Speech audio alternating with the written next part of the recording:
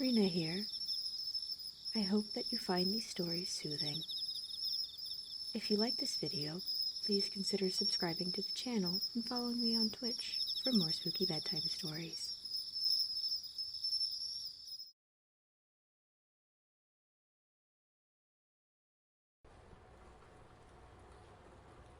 Alright, without further ado, The Shadow Over Innsmouth by H.P. Lovecraft.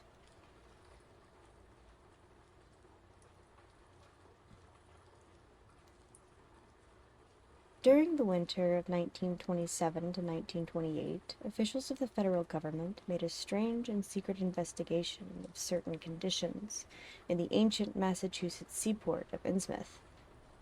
The public first learned of it in February, when a vast series of raids and arrests occurred, followed by the deliberate burning and dynamiting, under suitable precautions, of an enormous number of crumbling, worm-eaten, and supposedly empty houses along the abandoned waterfront.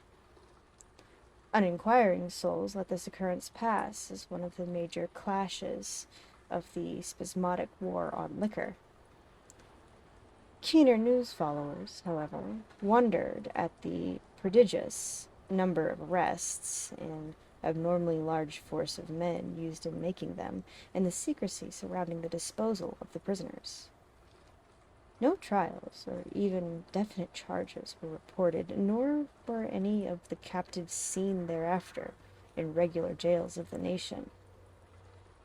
There were vague statements about disease in concentration camps, and later about dispersal in various naval and military prisons, but nothing positive ever developed.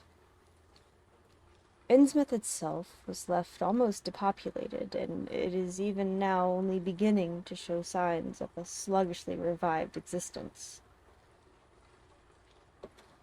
Complaints from many liberal organizations were met with long confidential discussions, and representatives were taken on trips to certain camps and prisons. As a result, these societies became surprisingly passive and reticent. Newspapermen were harder to manage, but seemed largely to cooperate with the government in the end. Only one paper, a tabloid always discounted because of its wild policy, mentioned the deep-diving submarine that discharged torpedoes downward in the marine abyss just beyond Devil Reef. That item, gathered by chance in a haunt of sailors, seemed indeed rather far-fetched, since the low, black reef lay a full mile and a half out from Innsmouth Harbor.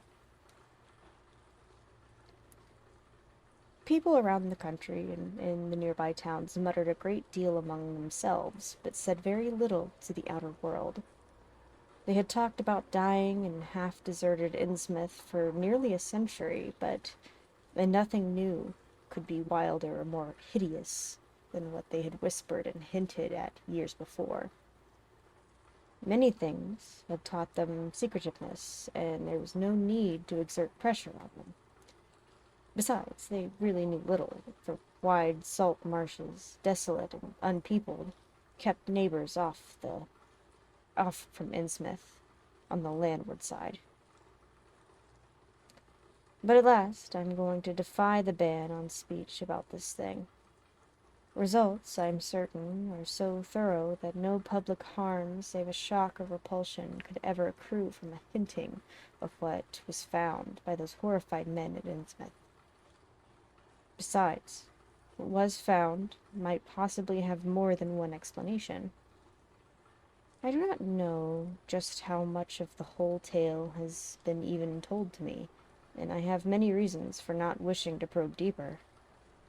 For my contact with this affair has been closer than that of any other layman, and I have carried away impressions which are yet to drive me to drastic measures. It was I who fled frantically out of Innsmouth in the early morning hours of July 16th, 1927, and whose frightened appeals for government inquiry and action brought on the whole reported episode. I was willing enough to stay mute while the affair was fresh and uncertain, but now that it is an old story, with public interest and curiosity gone, I have an odd craving to whisper about those few frightful hours in that ill-rumored, evilly shadowed seaport of death and blasphemous abnormality. The mere telling helps me to restore confidence in my own faculties, to assure myself that I was not the first to succumb to a contagious nightmare hallucination. It helps me, too, in making up my mind regarding a certain terrible step which lies ahead of me. I never heard of Innsmouth till the day before I saw it, for the first and so far the last time. I was celebrating my coming of age by a tour of New England, sightseeing, antiquarian, and genealogical. Had planned to go directly from ancient Newburyport to Arkham, whence my mother's family was derived. I had no car, but was traveling by train, trolley, and motor coach, always seeking the cheapest possible route. In Newburyport, they told me that the steam train was the thing to take to Arkham, and it was only at the station ticket office when I demurred at the high fare that I learned about Innsmouth. The stout, shrewd-faced agent, whose speech showed him to be no local man, seemed sympathetic towards my efforts at economy, and made a suggestion that none of my other informants had offered. "You could take that old bus, I suppose," he said, with a certain hesitation. "But it ain't thought much of hereabouts. It goes through Innsmouth. You may have heard about that, and so the people don't like it. Run by an Innsmouth fellow, Joe Sargent, but never gets any custom from here, nor Arkham either, I guess. Wonder it keeps running at all. I suppose it's cheap enough, but I never see more'n 2 or 3 people in it. Nobody but those Innsmouth folk. Leaves the square. Front of Hammond's drugstore at 10 a.m. and 7 p.m., unless they've changed lately. Looks like a terrible rattletrap. I've never been on it." That was the first I ever heard of shadowed Innsmouth. Any reference to a town not shown on common maps or listed in recent guidebooks would have interested me, and the agent's odd manner of allusion roused something like real curiosity.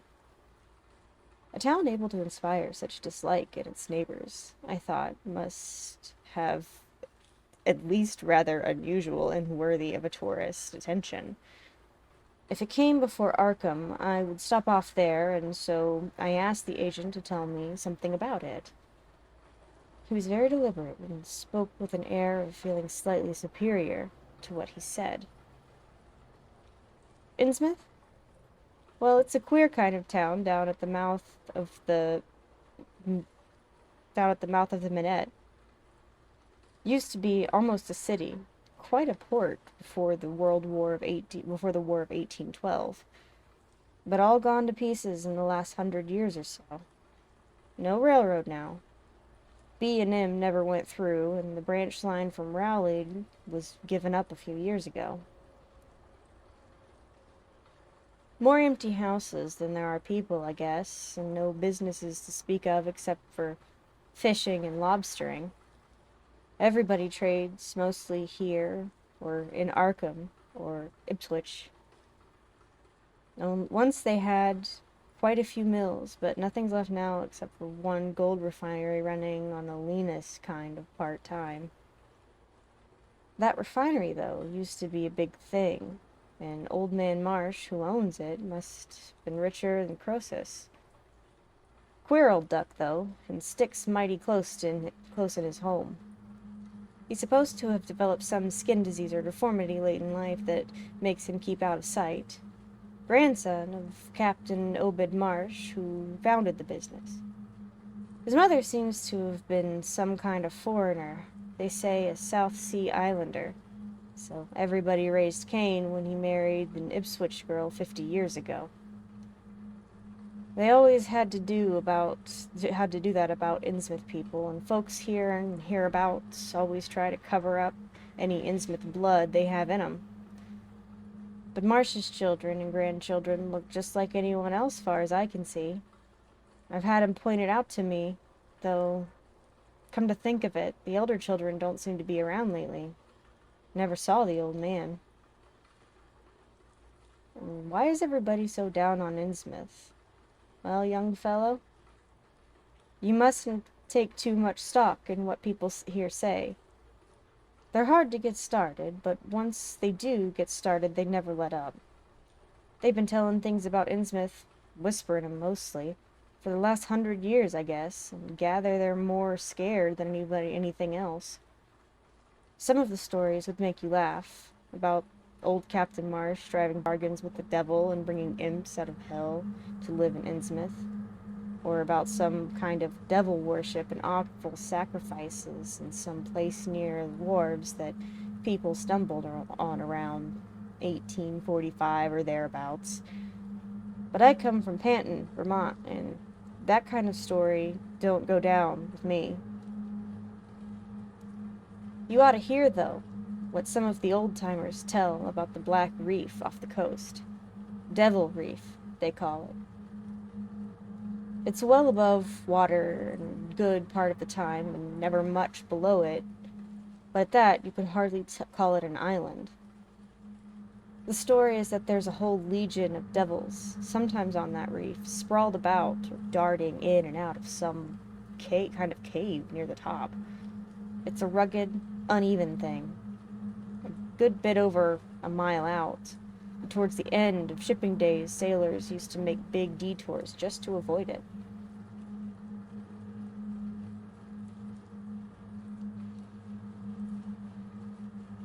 That is, sailors that didn't hail from Innsmouth. One of the things they had against old Captain Marsh was that he was supposed to land on it sometimes at night, when the tide was right. Maybe he did, for I dare say the rock formation was interesting, and it's just barely possible that he was looking for pirate loot and maybe finding it. But there was talk of his dealing with demons there.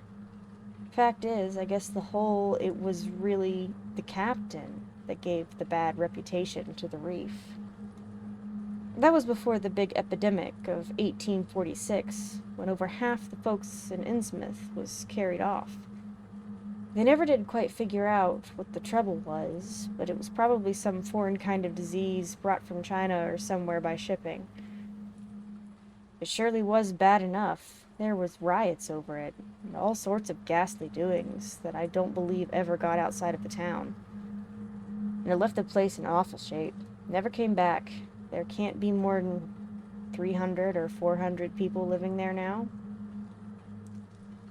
But the real thing behind the way folks feel is simply race prejudice, and I don't say I'm blaming those that hold it.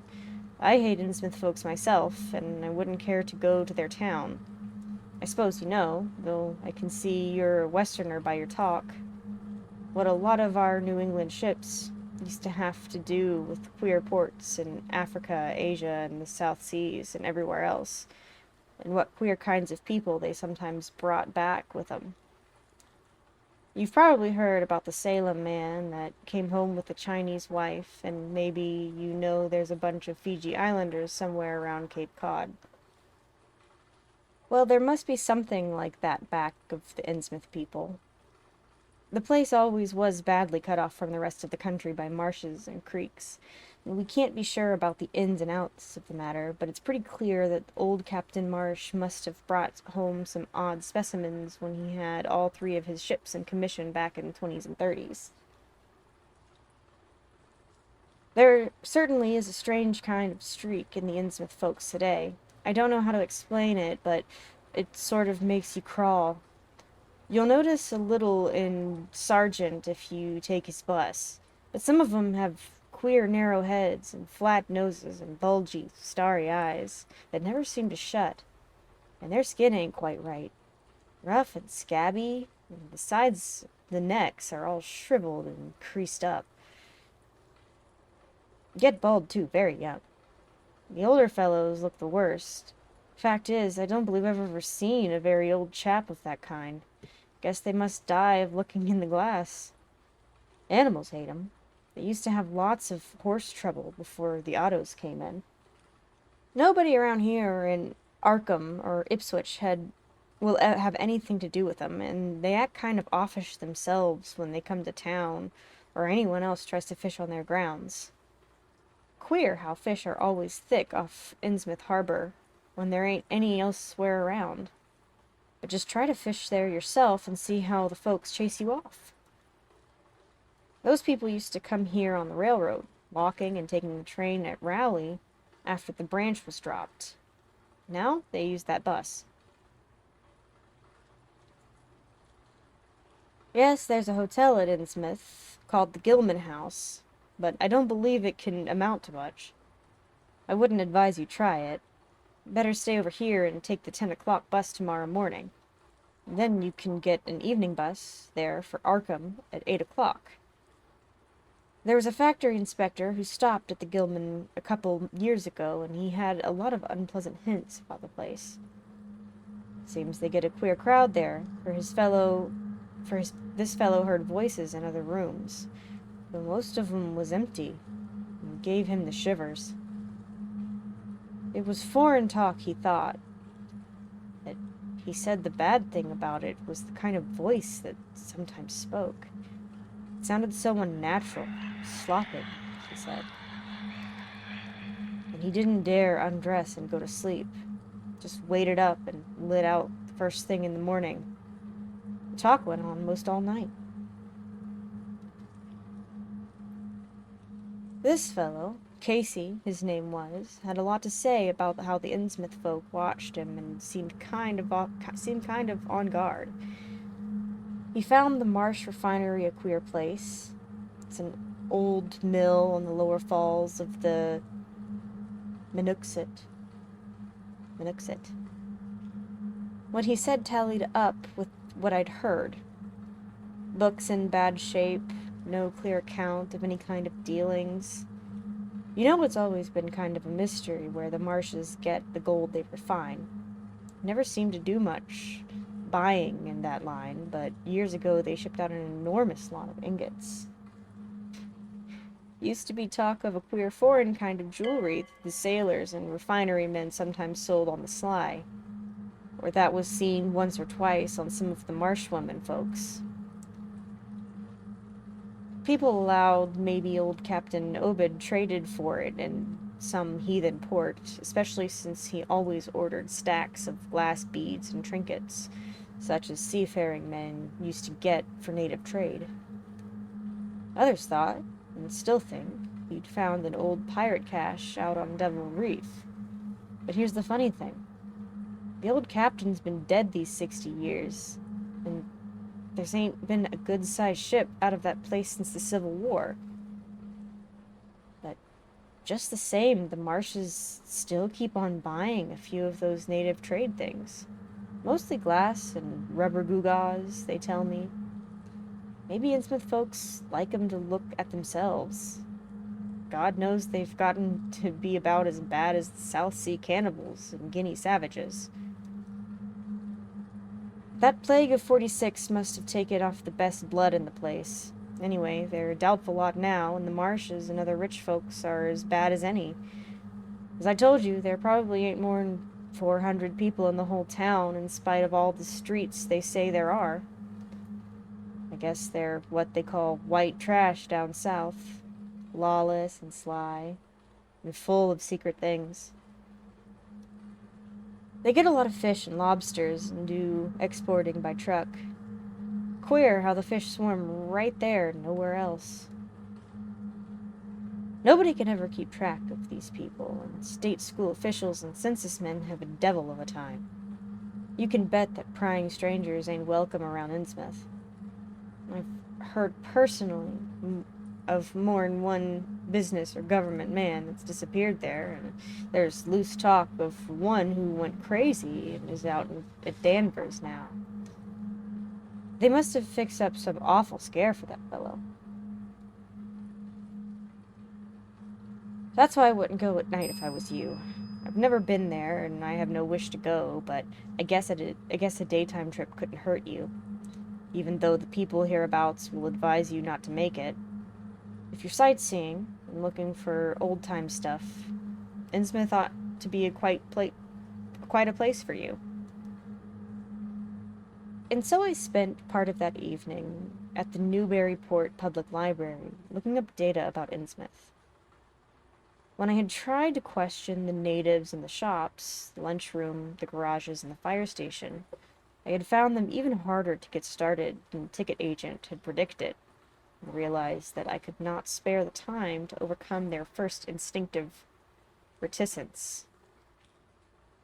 They had a kind of obscure suspiciousness, as if there was something amiss with anyone too much interested in Innsmouth. At the YMCA, there where I was stopping, the clerk merely discouraged my going to such a dismal, decadent place. And the people at the library showed much of the same attitude.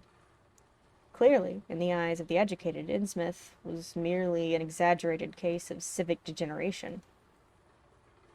The Essex County histories on the library shelves had very little to say except that the town was founded in 1643, noted for shipbuilding before the Revolution, a seat of great marine prosperity in the early 19th century, and later a minor factory center using the Minuxet as power. The epidemic and riots of 1846 were sparsely treated, as if they formed a discredit to the county. References to decline were few, though the significance of the later record was unmistakable.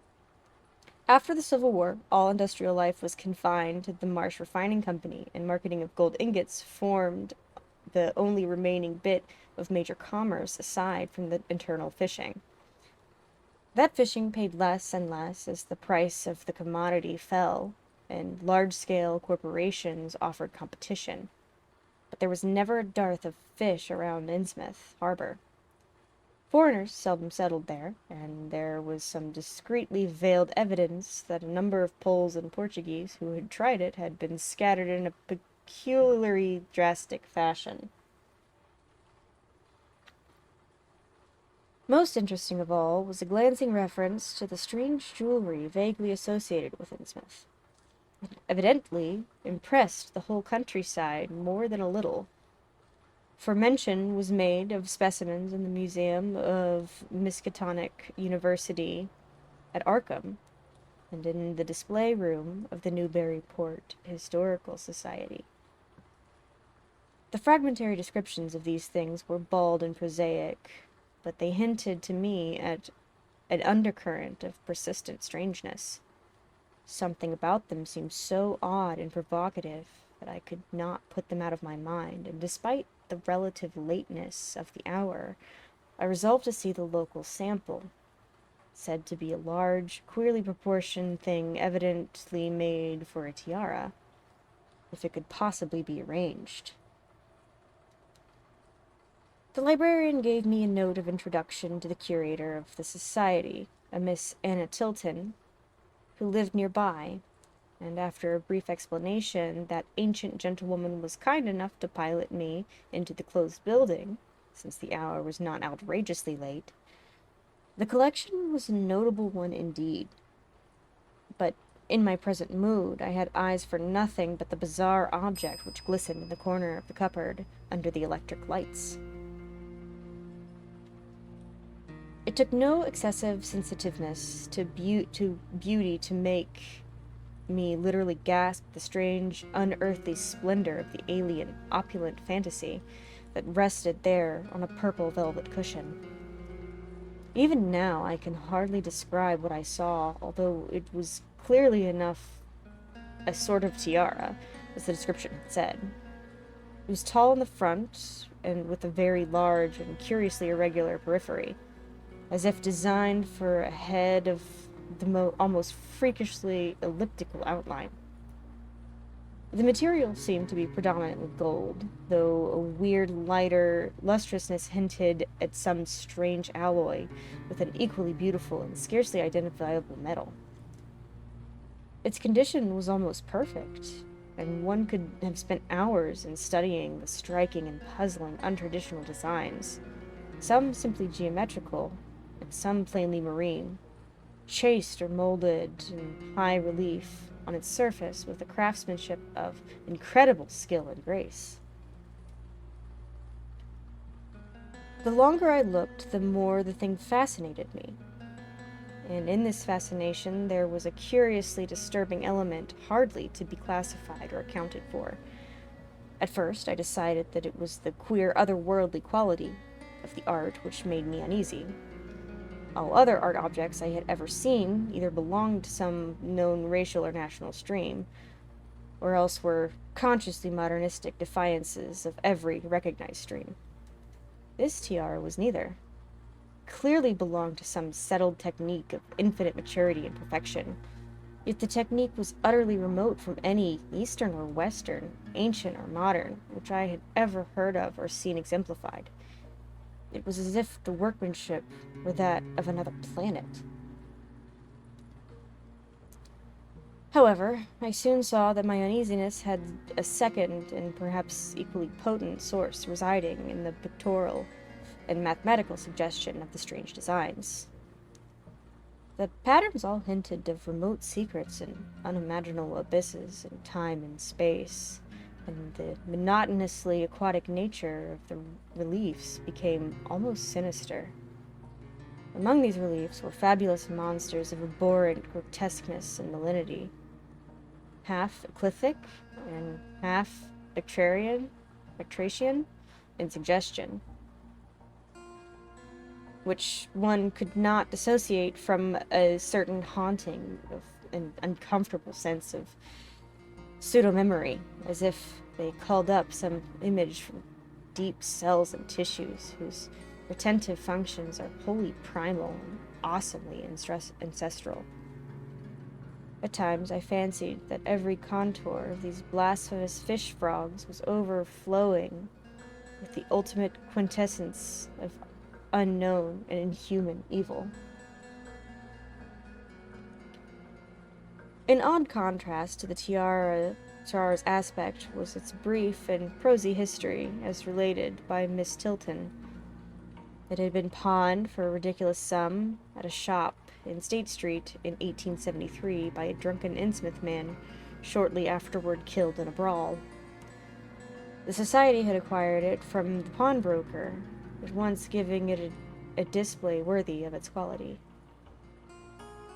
It was labeled as of probable East Indian or Indo-Chinese provenance, although the attribution was frankly tentative. Miss Tilton, comparing all possible hypotheses regarding its origin and its presence in New England, was inclined to believe that it formed part of some exotic pirate horde discovered by old Captain Obed Marsh. This view was surely not weakened by the insistent offers of purchase at a high price which the Marshes began to make as soon as they knew of its presence, and which they repeated to this day, despite the Society's unvarying determination not to sell. As the good lady showed me out of the building, she made it clear that the pirate theory of the Marsh fortune was a popular one among the intelligent people of the region. Her own attitude toward the shadowed Innsmouth, which she had never seen, was one of disgust at a community slipping far down the cultural scale, and she assured me that the rumors of devil worship were partly justified by a peculiar secret cult which had gained force there and engulfed all the Orthodox churches. It was called, she said, the Esoteric Order of Dagon, and it was undoubtedly a debased quasi-pagan thing imported from the East a century before, at a time when the Innsmouth fisheries seemed to be going barren. Its persistence among a simple people was quite natural in view of the sudden and permanent return of abundantly fine fishing, and it soon became to the greatest influence in the town, replacing Freemasonry altogether and taking up headquarters in the old Masonic Hill on the new church green. All this, to a pious Miss Tilton, formed an excellent reason for shunning the ancient town of decay and desolation, but to me it was merely a fresh incentive. To my architectural and historical anticipations was now added an acute anthropological zeal, and I could scarcely sleep in my small room at the Y as the night wore away. Shortly before 10 the next morning, I stood in one small valise in front of Hammond's drugstore in the old market square waiting for the Innsmouth bus. As the hour for its arrival drew near, I noticed a general drift of the loungers to other places up the street, or to the ideal lunch across the square. Evidently, the ticket agent had not exaggerated the dislike which the local people bore toward Innsmouth and its denizens. In a few moments, a small motor coach of extreme decrepitude and dirty gray color rattled down State Street, made a turn, and drew up the curb beside me. I felt immediately that it was the right one, a guess which the half-illegible sign on the windshield, Arkham Innsmouth Newburyport, soon verified. There were only 3 passengers, dark, unkempt men of sullen visage and somewhat youthful cast, and when the vehicle stopped, they clumsily shambled out and began walking up State Street within a silent, almost furtive fashion. The driver also alighted, and I watched him as he went into the drugstore to make some purchase. This, I reflected, must be the Joe Sargent mentioned by the ticket agent. And even before I noticed any details, there spread over me a wave of spontaneous aversion which could be neither checked nor explained. It suddenly struck me as very natural that the local people should not wish to ride on a bus owned and driven by this man, or to visit any oftener than possible the habitat of such a man and his kinsfolk. When the driver came out of the store, I looked at him more carefully and tried to determine the source of my evil impression. He was a thin, stoop-shouldered man, not much under 6 feet tall, dressed in shabby blue civilian clothes and wearing a frayed golf cap. His age was perhaps 35, but the odd, deep creases in the side of his neck made him seem older when one did not study his dull, expressionless face. He had a narrow head, bulgy, watery blue eyes that seemed to never wink, a flat nose and receding forehead and chin, and singularly undeveloped ears. His long, thick lip and coarse-pored, grayish cheek seemed almost beardless except for some sparse yellow hairs that straggled and curled in irregular patches, and in places the surface seemed queerly irregular, as if peeling from some cutaneous disease. His hands were large and heavily veined, and had a very unusual grayish-blue tinge. The fingers were strikingly short in proportion to the rest of the structure, and seemed to have a tendency to curl closely into the huge palm. As he walked towards the bus, I observed his peculiarly shambling gait, and saw that his feet were inordinately immense. The more I studied them, the more I wondered how he could buy any shoes to fit them. A certain greasiness about the fellow increased my dislike. He was evidently given to working or lounging around the fish stocks, and carried with him much of their characteristic smell. Just what foreign blood was in him I could not even guess. His oddities certainly did not look Asiatic, Polynesian, or Levantine, or a word that I'm not going to say. Yet I could see why the people found him alien. I myself have thought of biological degeneration rather than alienage. I was sorry when I saw that there would be no other passengers on the bus. Somehow, I did not like the idea of riding alone with this driver, but as leaving time obviously approached, I conquered my qualms and followed the man aboard, extending him a $1 bill and murmuring the single word, Innsmouth.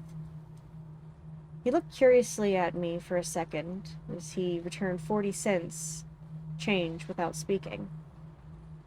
I took a seat far behind him, but on the same side of the bus, since I wished to watch the shore during the journey.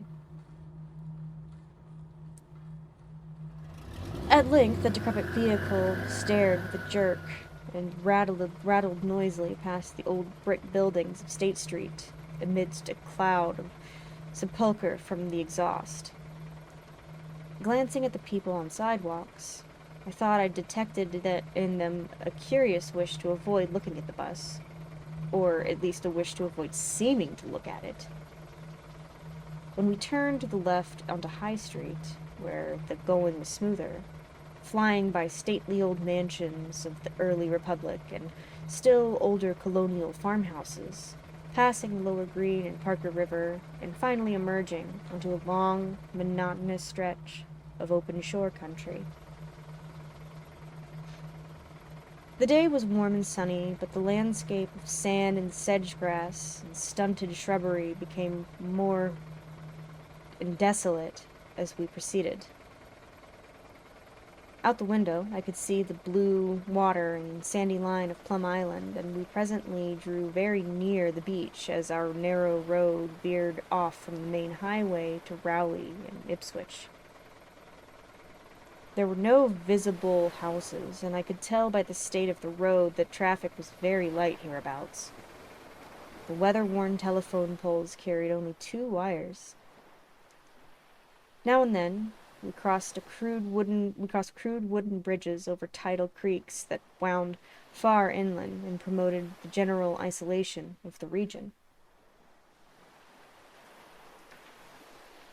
Once in a while, I noticed dead stumps and crumbling foundation walls above the drifting sand, and recalled the old tradition quoted in one of the histories I had read, that this was once a fertile and thickly settled countryside. The change, it was said, came simultaneously with the Innsmouth epidemic of 1846, and was thought by simple folk to have a dark connection with hidden forces of evil. Actually, it was caused by the unwise cutting of woodlands near the shore, which robbed the soil of the best protection and opened way for the waves of wind-blown sand. At last we lost sight of Plum Island and saw the vast expanse of the open Atlantic on our left. Our narrow course began to climb steeply, and I felt a singular sense of disquiet in looking at the lonely crest ahead where the rutted roadway met the sky. It was as if the bus were about to keep on its ascent, leaving the sane earth together and merging the unknown arcana of the upper air and cryptical sky. The smell of the sea took on ominous implications, and the silent driver's bent, rigid back and narrow head became more and more hateful. As I looked at him, I saw the back of his head was almost hairless as his face, having only a few straggling yellow strands upon a gray, scabrous surface. Then we reached the crest and beheld the outspread valley beyond, where the Manooksut joins the sea just north of the long line of cliffs that culminate in Kingsport Head and veer off toward Cape Ann. On the far misty horizon, I could just make out the dizzy profile of the head, topped by the queer ancient house of which so many legends are told. For the moment, all my attention was captured by the nearer panorama just below me. I had realized, come face to face with rumor-shadowed Innsmouth. It was a town of wide extent and dense construction, yet with a portentous dearth of visible life. From the tangle of chimney pots, scarcely a wisp of smoke came, and the 3 tall steeples loomed, stark and unpainted, against the seaward horizon. One of them was crumbling down at the top, and another there was only black gaping holes where clock dials should have been. The vast huddle of sagging gambrel roofs and peaked gables conveyed with offensive clearness the idea of wormy decay, and as we approached along the now descending road, I could see that many roofs had wholly caved in. There were some large Georgian houses, too, with hipped roofs, cupolas, and railed widows' walks. These were mostly well back from the water, and one or two seemed to be in moderately sound condition. Stretching inland from among them, I saw the rusted, grass-grown line of the abandoned railway, with leaning telegraph poles, now devoid of wires, and the half-obscured lines of the old carriage roads to Rowley and Ipswich. The decay was worst close to the waterfront, though. In its very midst I could spy the white belfry of a fairly well-preserved brick structure, which looked like a small factory. The harbor, long clogged with sand, was enclosed by an ancient stone breakwater, on which I could begin to discern the minute forms of a few seated fishermen, and at whose end were what looked like foundations of a bygone lighthouse. A sandy tongue had formed inside this barrier, and upon it I saw a few decrepit cabins, moored dories, and scattered lobster pots.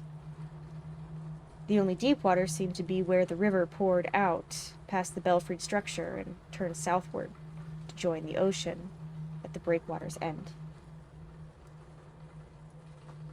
Here and there, the ruins of the wharves jutted out from the shore to end in indeterminate rottenness, those farthest south seeming the most decayed.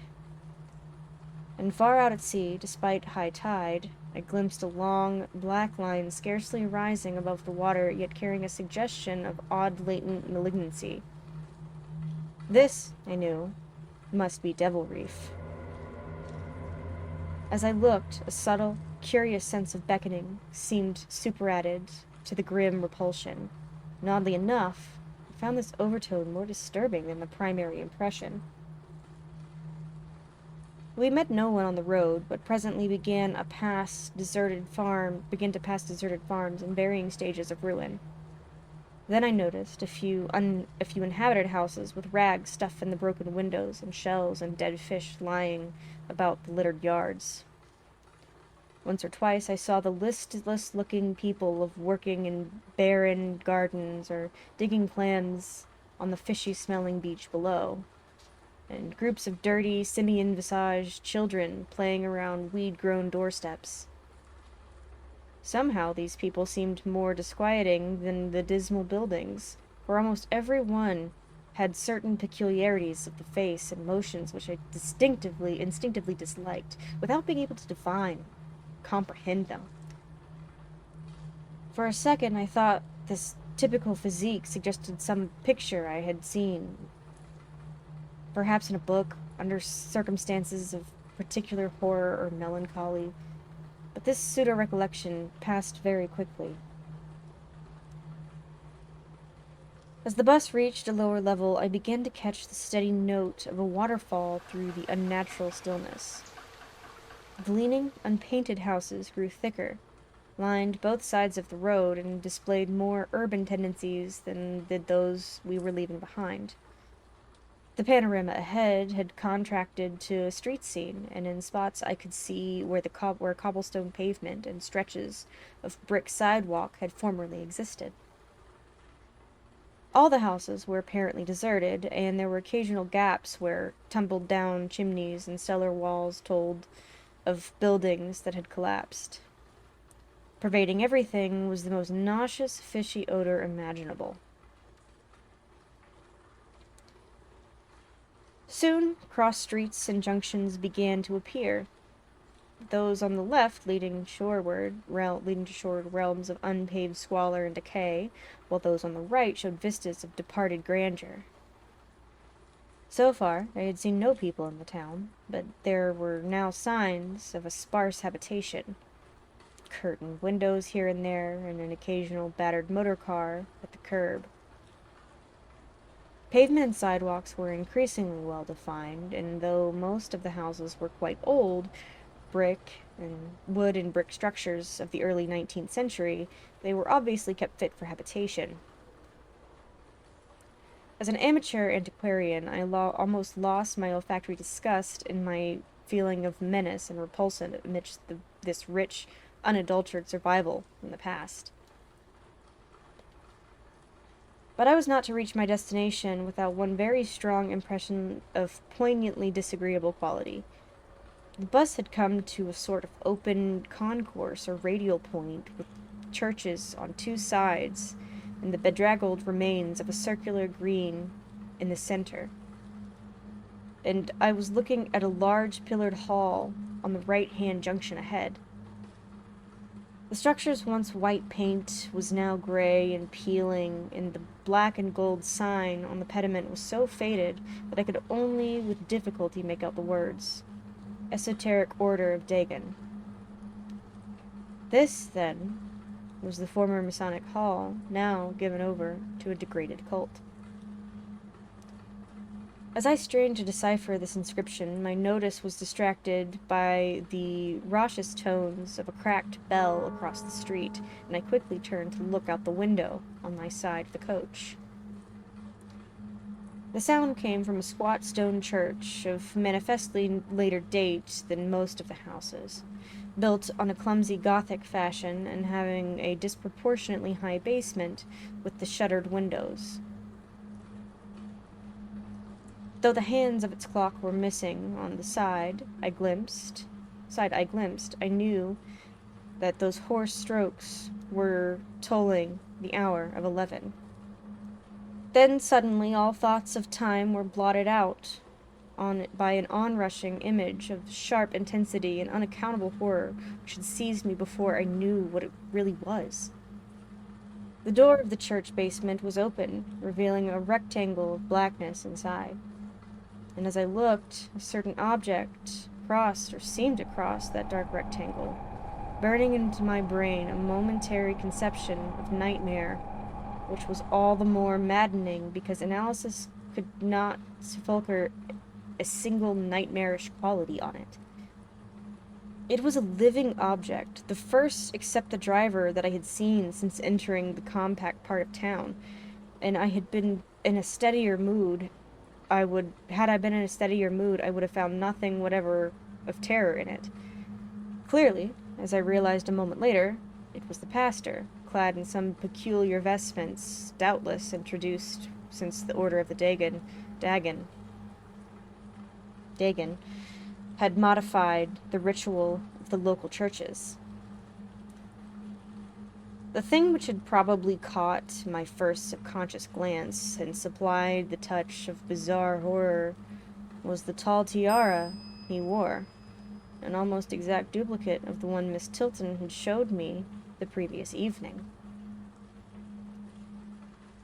This, acting on my imagination, had supplied namelessly sinister qualities to the intermediate face and robed, shambling form beneath it. There was not, I soon decided, any reason why I should have felt that shuddering touch of evil pseudo-memory. Was it not natural that a local mystery cult should adopt among its regiments a unique type of headdress, made familiar to the community in some strange way? Perhaps it's a treasure trove? A very thin sprinkling of repellent-looking youngish people now became visible on the sidewalks. Lone individuals and silent knots of 2 or 3. The lower floors of the crumbling houses sometimes harbored small shops with dingy signs, and I noticed a parked truck or two as we rattled along. The sound of waterfalls became more and more distinct, and presently I saw a fairly deep river gorge ahead, spanned by a wide iron-railed highway bridge beyond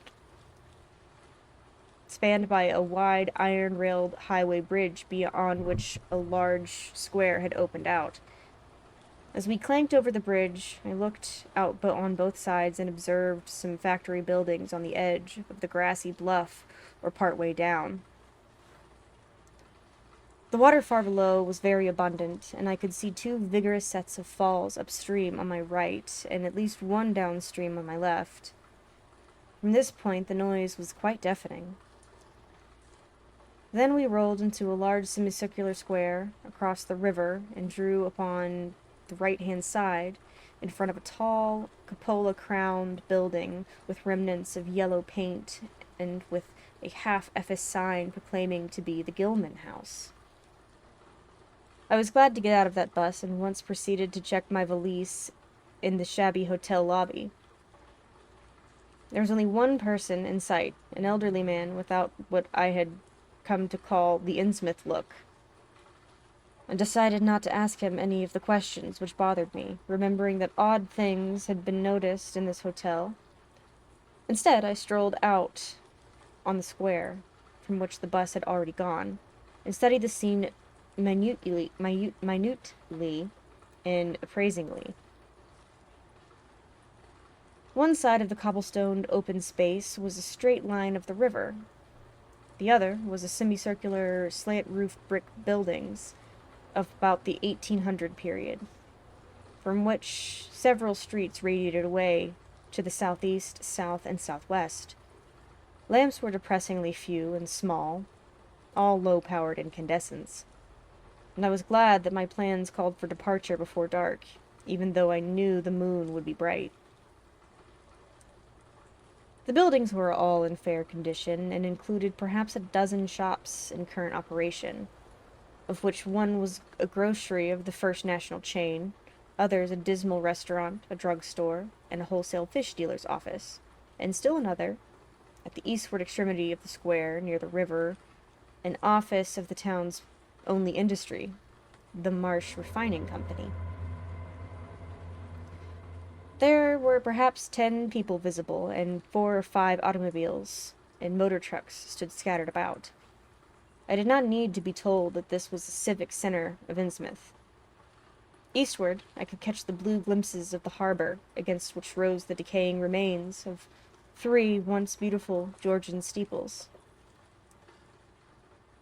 And toward the shore, on the opposite bank of the river, I saw the white belfry surmounting what I took to be the Marsh Refinery.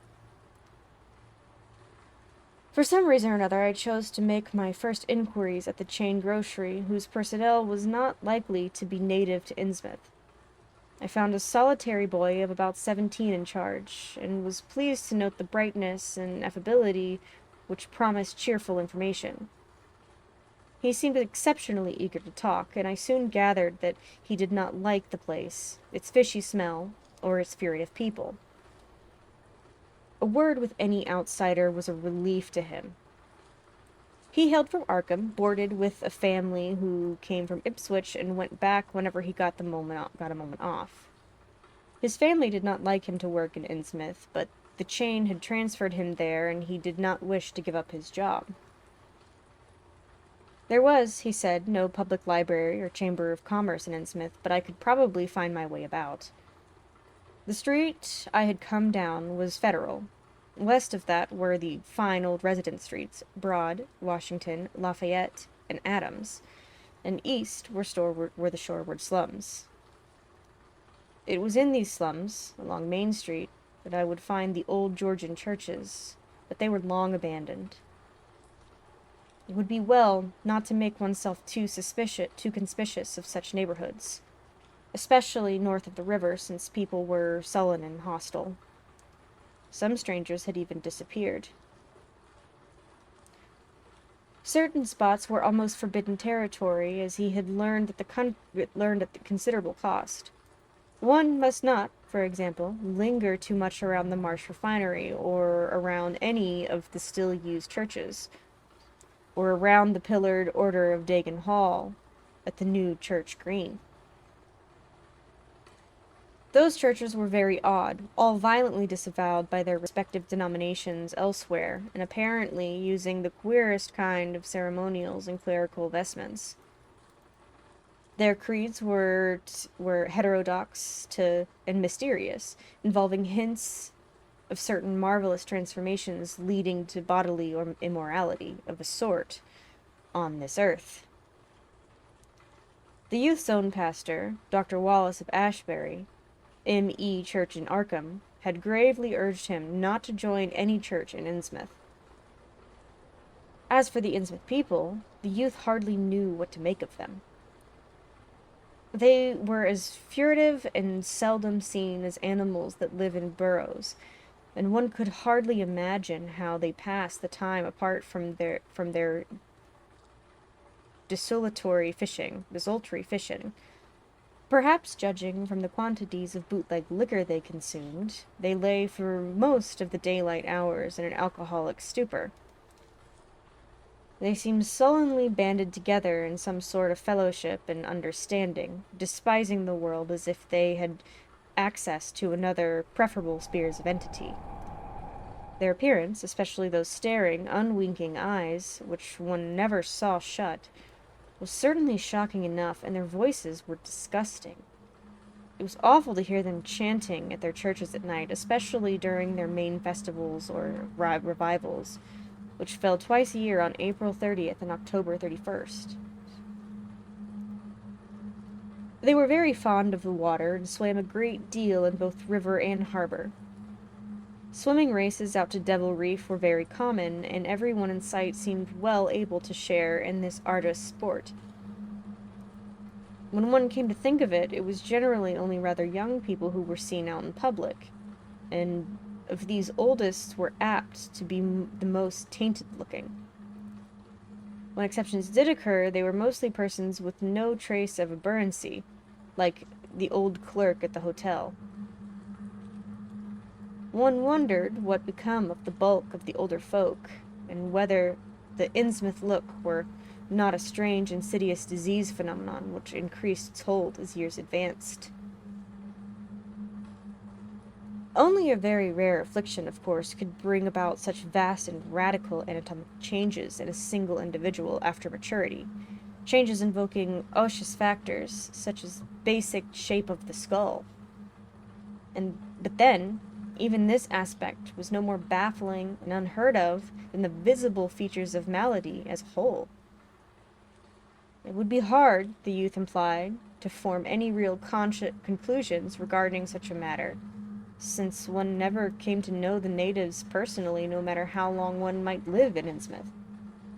The youth was certain that many specimens, even worse than the worst visible ones, were kept locked indoors in some places. People sometimes heard the queerest kind of sounds. The tottering waterfront hovels north of the river were reputedly connected to the hidden tunnels, being thus a veritable warren of unseen abnormalities. What kind of foreign blood, if any, these beings had, it was impossible to tell. Sometimes they kept certain, especially repulsive characters out of sight when government and others from the outside world came to town. It would be of no use, my informant said, to ask the natives about anything about the place. The only one who would talk was a very aged but normal-looking man who lived at the poor house on the north rim of the town and spent his time walking about or lounging around the fire station. This hoary character, Zedek Allen, was 96 years old and somewhat touched in the head, besides being the town drunkard. He was a strange, furtive creature who constantly looked over his shoulder as if afraid of something, and when sober could not be persuaded to talk at all with strangers.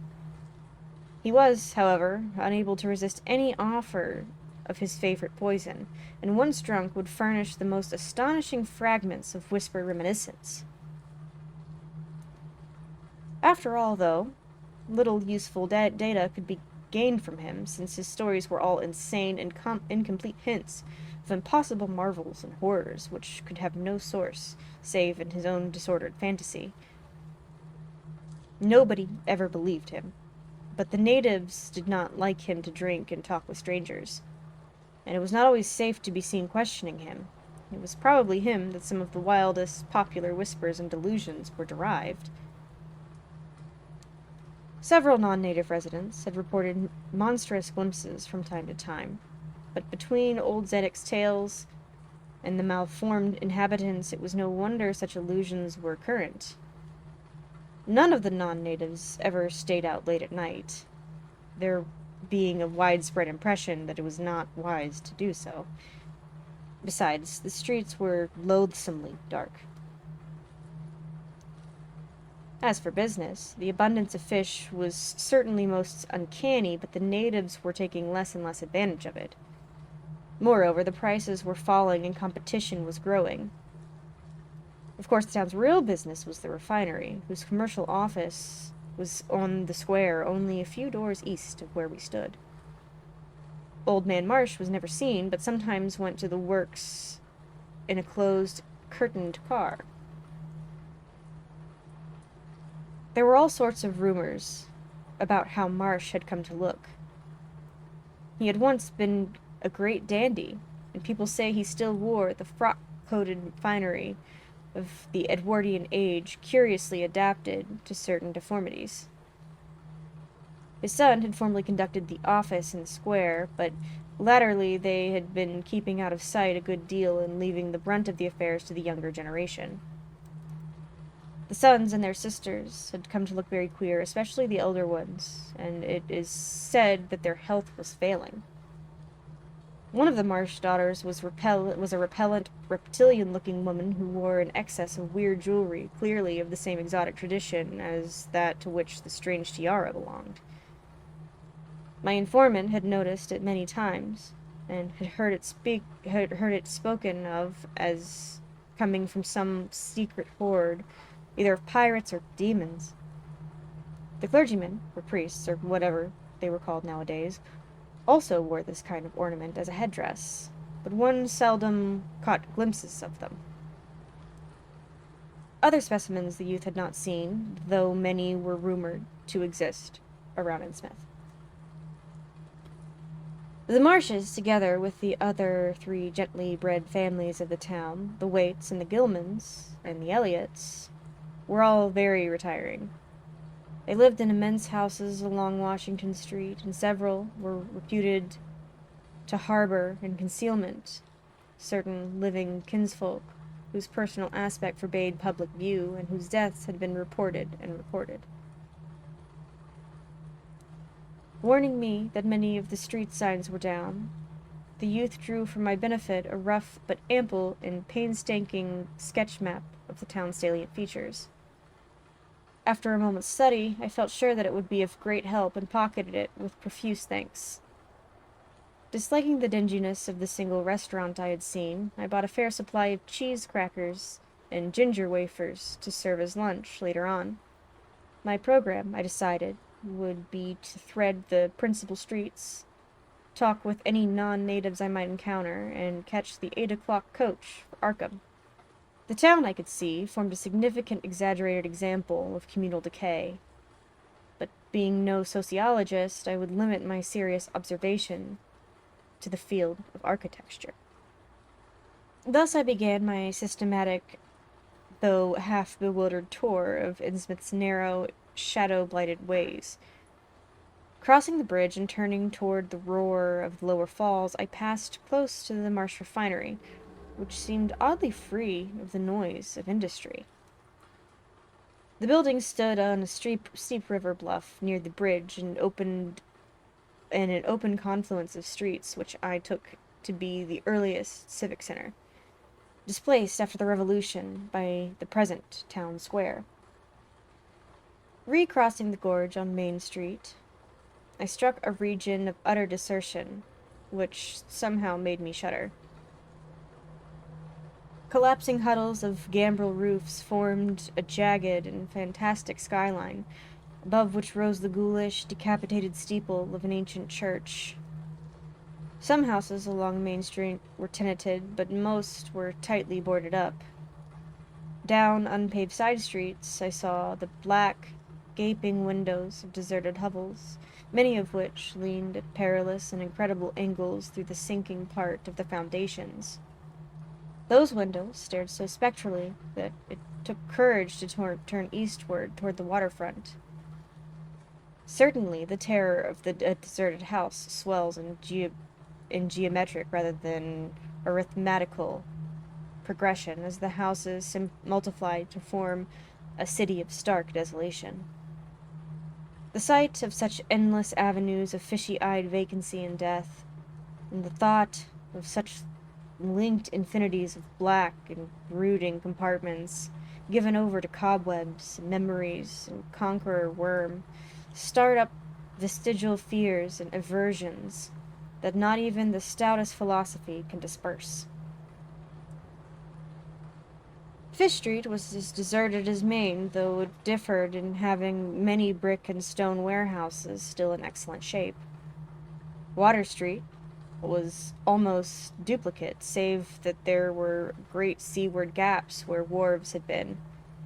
Not a living thing did I see except for the scattered fishermen on the distant breakwater, and not a sound did I hear save the lapping of harbor tides and the roar of the falls in the Minnexit.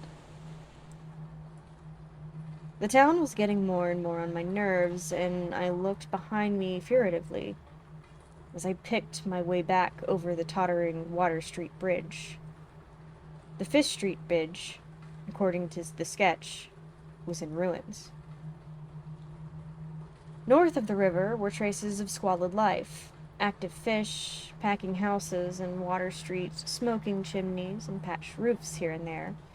Occasional sounds from indeterminate sources, and infrequent shambling forms in the dismal streets and unpaved lanes.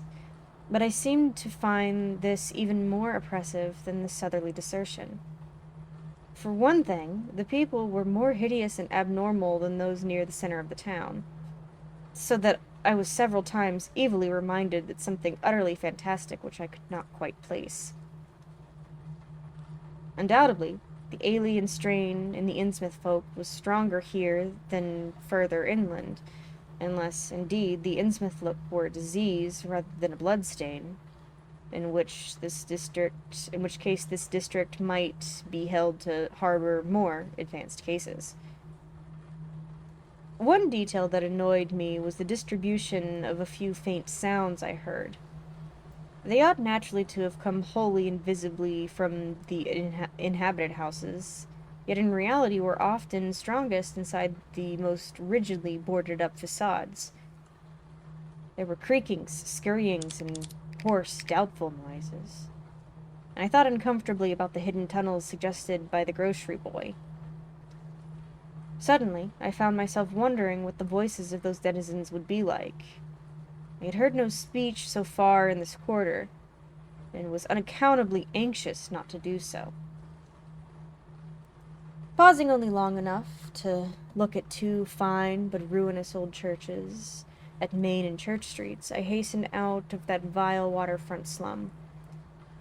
My next logical goal was New Church Green, but somehow or the other I could not bear to repass the church whose basement I had glimpsed the inexplicably frightening form that strangely diademed priest or pastor.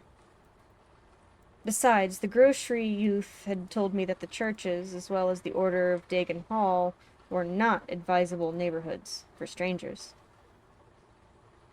Accordingly, I kept along Main to Martin, then turning inland, crossing Federal Street safely north of the Green, and entering the decayed patrician neighborhood of Northern Broad, Washington, Lafayette, and Adams Streets.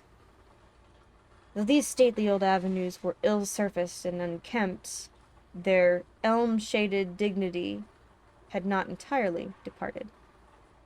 Mansion after mansion claimed my gaze, most of them decrepit and boarded up amidst neglected grounds, but one or two in each street showing signs of occupancy. In Washington Street, there was a row of 4 or 5 in excellent repair, with finely tended lawns and gardens.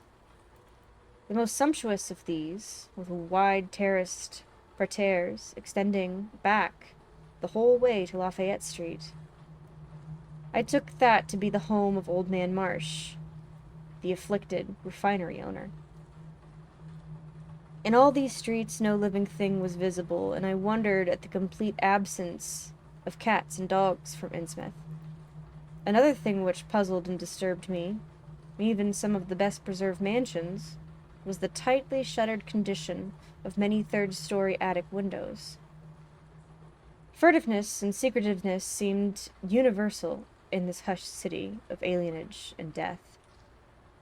and I could not escape the sensation of being watched from ambush, on every hand, by sly, staring eyes that never shut. I shivered as the cracked stroke of 3 sounded from a belfry on my left. Too well did I recall the squat church from which those notes came. Following Washington Street toward the river, I now faced a new zone of former industry and commerce, noting the ruins of a factory ahead and seeing others with traces of an old railway station and covered railway bridge beyond, up the gorge, on my right. The uncertain bridge now before me was posted with a warning sign, but I took the risk and crossed again to the south bank, where traces of life reappeared.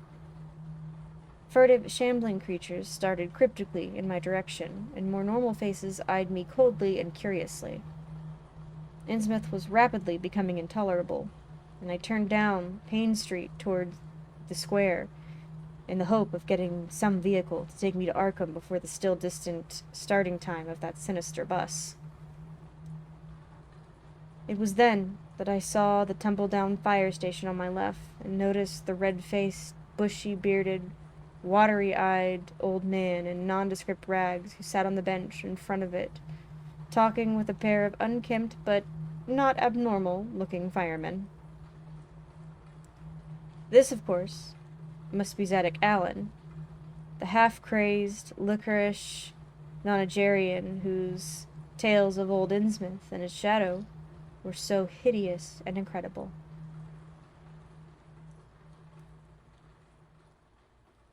And so concludes Chapter 2 of The Shadow Over Innsmouth.